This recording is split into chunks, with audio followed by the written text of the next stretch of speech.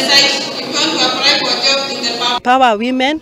We want also to empower the PWDs, people who are enabled differently, and we have brought them together. And my urge to the youth who are outside there, please embrace the Ajira digital program. We have this program in various institutions. We have Ajira youth clubs. I mean, we have in institution we have Ajira clubs, and also we also have Ajira Youth Empowerment Center. They are across the country.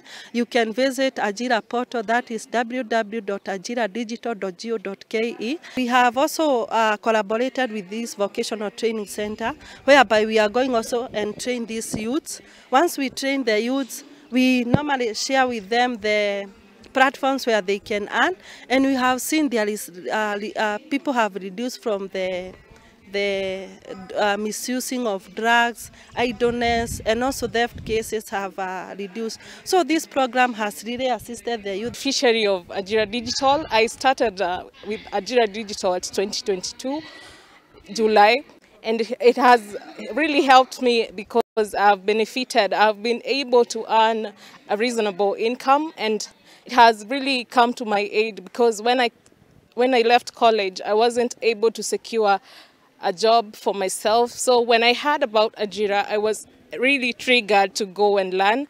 I have studied with them. I have gotten 3 certificates.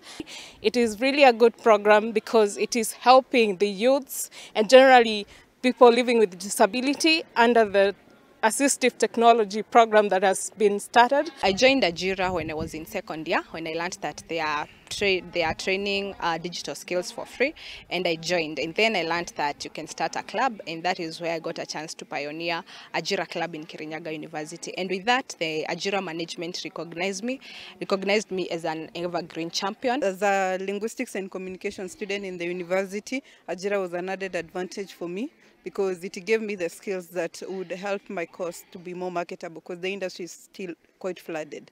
Yeah.